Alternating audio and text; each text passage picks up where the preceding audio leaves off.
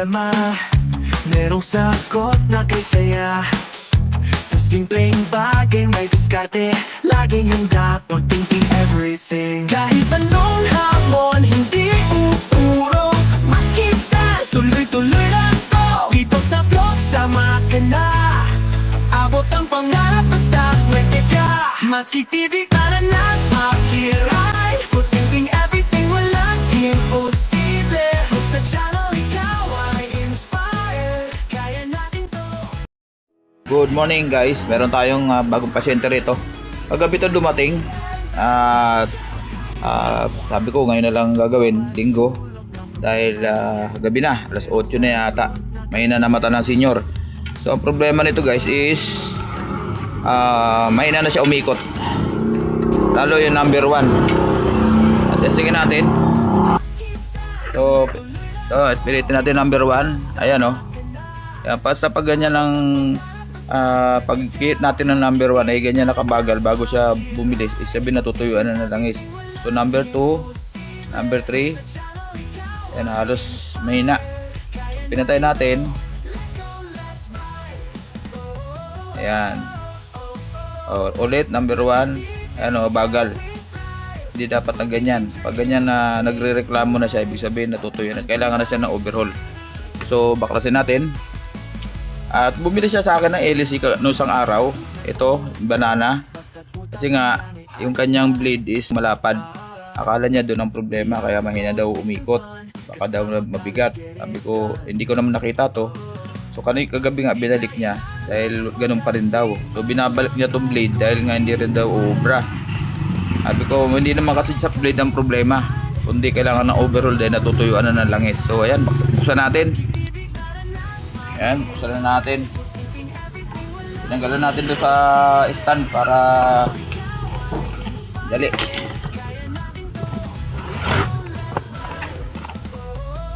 So may nagpalit na ng capacitor. Ayan o. Napalitan na guys ng capacitor. Buti hindi ginamper. Ayan. So common lagi yan. Basta pag nahirapan umikot, didiskitahan yung capacitor. Ayan o. Linagay nila ano. Ayan, nilagay nila guys, ayun, 2 microfarad. So isa pang ginagawa lagi ng karaniwang ginagawa ng mga customer is pag mahina umikot, papalitan yung capacitor dahil akala nila capacitor ang problema. So sa nipis nito, hindi siya bagay sa 2 microfarad. Ayan guys, napakanipis. So pinersa nila yung motor na gamitan ng 2 microfarad. Siyempre nung una siguro bumilis yan, pero ang problema kasi nga ay natuyuan siya ng langis. So hindi siya binuksan sigurado. Ayan o, walang tama yung mga screw. Ayan o, walang tama. Ibig sabihin hindi binuksan. At akala nila ay capacitor lang. So buti may power pa. Pero titingnan natin ngayon kung ano nangyari sa loob. Tanggalin lang muna natin to. Ayan, testingin natin yung capacitor niya kung nagbago. Testingin natin itong capacitor niya. Lagyan natin sa capacitance. Yan.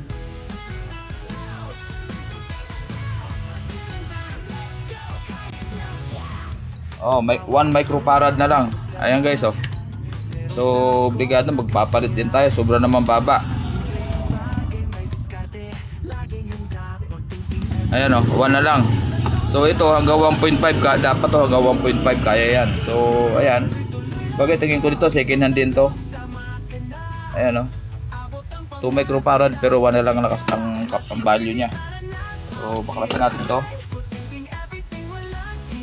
Ayun, nanikit sa likod. Ayan o. Ayan, tuyo guys. Sa harap, hindi masyado. Pero dito sa likod, walang kalangis-langis na. Ayan o. Ayan o. Wala na lumipat na langis sa daliri ko. Kahit sa harap, ayan o. Siyempre, hirap na siya umikot. Tapos dito tali lang natin uli siya. Ayan, muntik na masunog. Ayan o. Tali lang natin uli siya dito para hindi madisgrasya. Yan.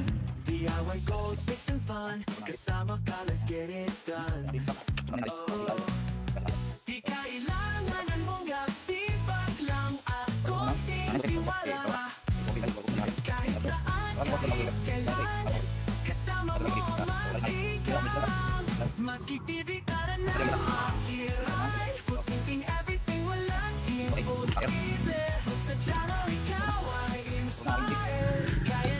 Yan. Tapos lalangisan lang natin siya. So ito ang problema lagi, ito ang ilalangisan. So may bulak pa naman siya guys, ayan o. Nakita niya may bulak pa naman siya. So natuyuan lang talaga siya. Lalagyan lang natin ng langis, ganun din dito sa harap. Ayan, may bulak naman, ayan o. So pag ganyan, good yan. Ito lang ang problema, baka may tama, wala rin, okay rin. Okay rin, so unahin mo natin yung dapat unahin. Ito.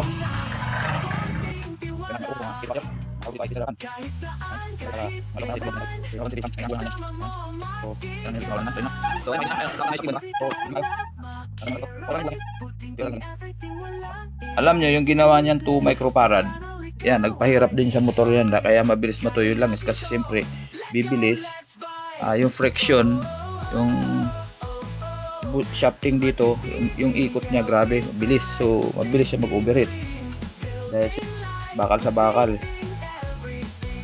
So, ilisin lang natin to. Ayan. Tapos lagyan natin ng langis loob.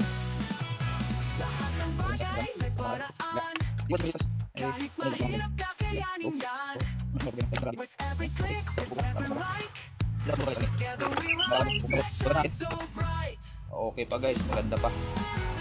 Likod. Okay rin, maganda rin. Ayan o. Wala siyang alog. So buti na lang at para mang problema, natuyuan lang talaga siya. Iyon, papasayad. Tapos ito, lagyan din natin ng langis. Yan, yan, lagyan natin. Yan, linggo ngayon guys. So tatapos ang taon. Iyon o. Iyon, maluan. So kabitan natin ito ng 1.5. Yan, 1.5 guys, 1.5. Ang malas ang lang lang sa balik. Pagpagyan lang.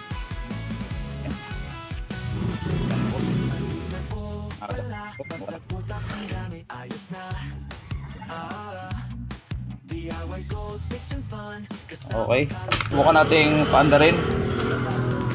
2 tornilyo lang muna. So iyon natin, baka mawawakan natin ng kuryente.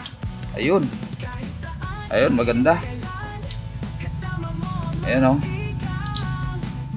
Ayun, good. Ay, malakas yan guys o. Number 3. So okay na tayo. Hugot muna, baka makakuryente si Matski. So kumpitin na natin to. Yan, sakit.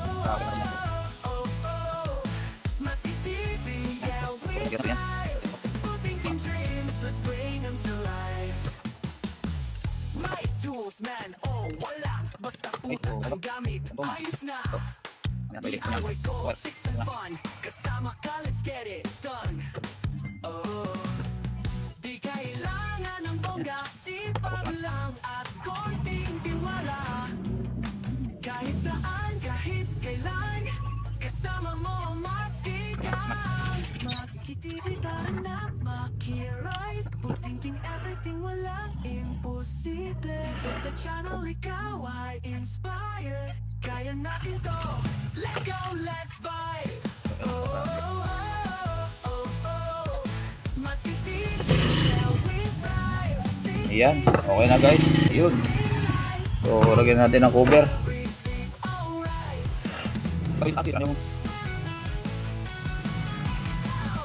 Tapos ito, lagi ko sinasabi, linisin lagi yung mga alikabok na yan. Ayan o, nakaharang dyan. Okay.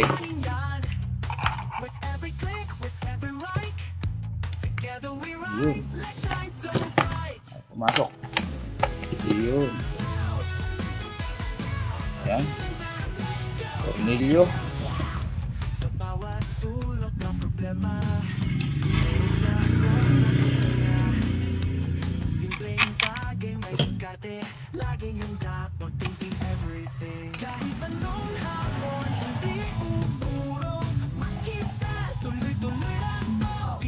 Okay, so ang problema nito guys, isa pa, is wala yung ano niya, yung screen guard niya, yung cover. So delikado dahil yung LC baka tamaan sila. So maghahanap pa tayo. Sabi ko hindi ko alam kung kasi kulay itim ang gusto eh. Sabi ko hindi ko sure kung may itim. Okay, standby.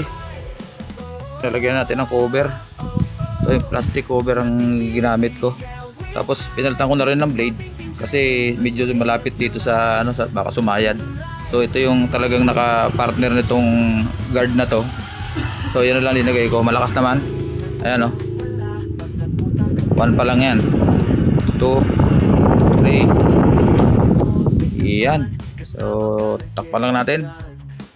Ayun, kompleto na guys. Ayan. Ang brand nito guys is Mitsui. Ayan, Mitsui yan. Pero wala na yung cover.